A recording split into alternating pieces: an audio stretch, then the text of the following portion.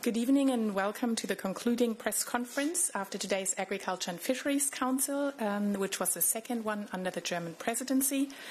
We will begin with statements by German Minister of Food and Agriculture Julia Klöckner, who chaired the meeting today, and EU Commissioner for Agriculture Janusz Wojciechowski, and afterwards the floor will be open for your questions.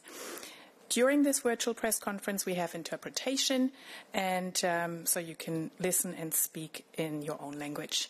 Just one thing, if the journalists who have joined us via Zoom could please raise their hands just to make sure you can all hear us.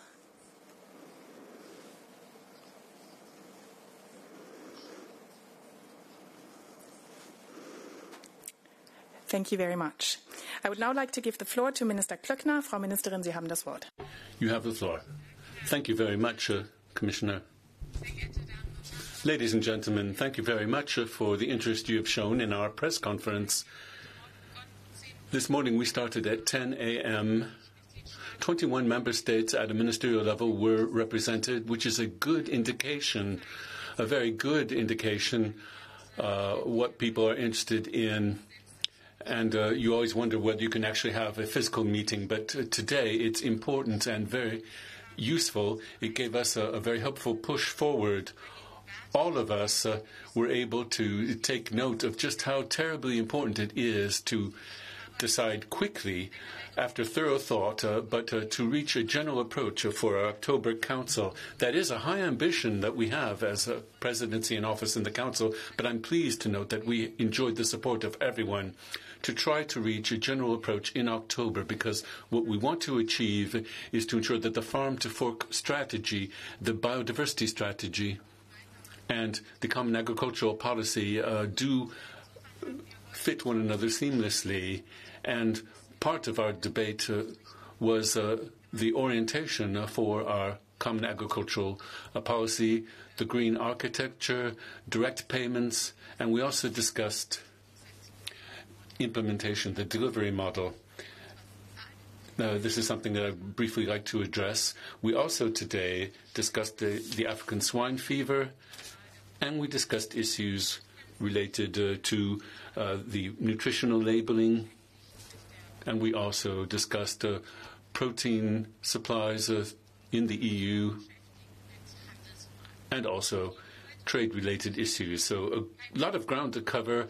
I can't possibly be complete on everything that was discussed, but very briefly, from the vantage point of the Council, I can try to sum up these various points, and would like to thank Commissioner Wojciechowski for having been there to field any questions that we had. On the green architecture, there it should be said that all member states did recognize that we do have an ambitious environmental and climate protection level. That's what we want after many years of long debates. I don't think it's unusual. We are heading in that direction in a very real sense, but there are then individual points of particular interest. We discussed the fact whether we should have compulsory eco-schemes. We're suggesting that as the Council presidency.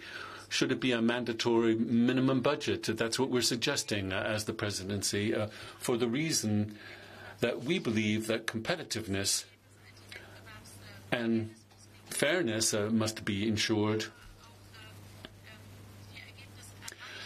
And we also need to achieve the goals that we set out, because we don't want to have environmental standards dumping within the EU. We discussed that, and we also made a mediation proposal as the German presidency. Many member states are concerned that the transition for the eco schemes following the initial phase, when everybody's learning, will lead to a loss of their resources. So we're going to have a learning phase to last for 2 years introduced, which means that all of the funds that are not actually used for eco-schemes can be shifted to other eco-schemes, and if they still have not been fully used up, they will not be lost, but can then be put to use by the member states when it comes to direct payments. This was very well welcomed. Austria and other states pointed out that the second pillar, particularly in the second pillar, member states want to have more ambitious multi-annual environmental standards, and I take note of that for our next proposal that we'll be making in the future. Non-productive farming area also came up, and we'll be happy to take any questions if you want more specifics on that. That was relevant, of course. We discussed how do we differentiate between small and large farms, or should we even differentiate in the European Union?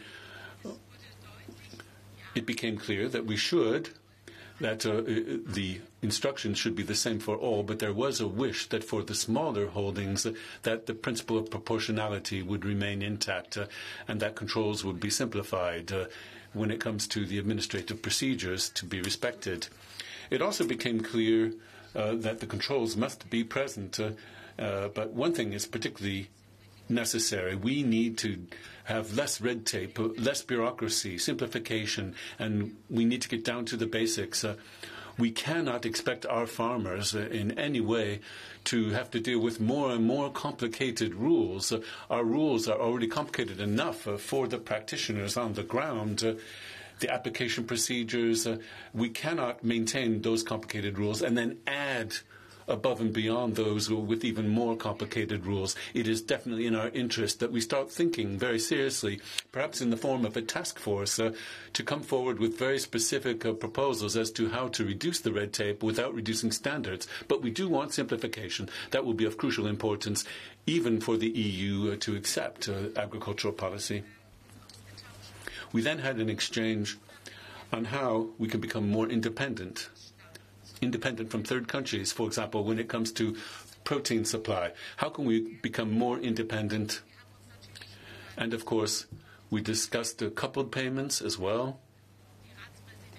The Council presidency and we, as a member state, are skeptical when it comes to coupled payment, but do support the move forward suggested by France, that the system of protein plant supply is something that we need to look at more. We support that and discuss the ways to achieve that.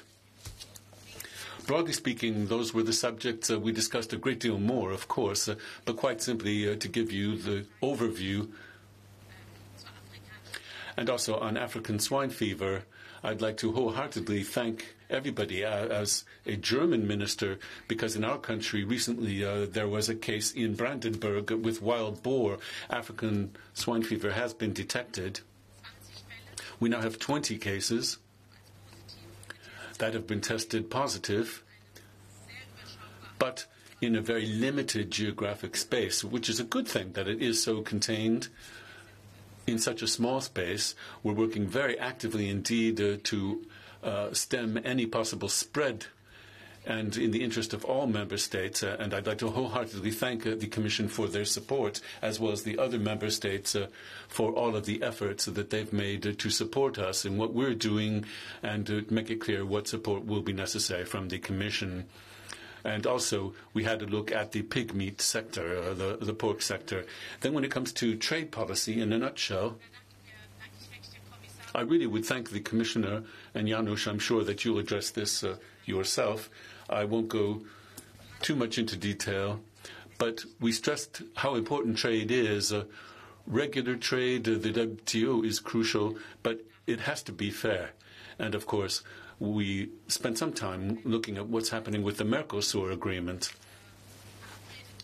What was agreed in Mercosur has not been respected when it comes to environmental standards, when it comes to the key word of the rainforest. I don't think I need to insist on that. We're highly skeptical, particularly if agriculture is going to have to pay the price. And there are other sectors that we're concerned about, looking towards the U.S., where the food sector has been seriously throttled, particularly in the European Union. That's all I'll say for the time being. I would also manage the nutritional labeling, the front of the pack labeling. And Nutri-Score, for example, exists. We've seen on the one hand that people would like to have a harmonized system, but at the same time, it became quite clear that when it comes to details, then people have certain ideas, usually the ones they've adopted in their own country, and we have all kinds of different models that already exist, but we need to consider how we can better present the composition of a product, and whether it's a local food or regional specificities that need to be factored in. We intend to work between now and December on general orientations that we will submit, but there's a lot of work ahead of us to do that.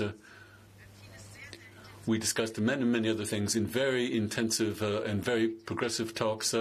As to the timetable from now onwards, we're now going to enter in very intensive bilateral talks starting this evening and negotiating with others.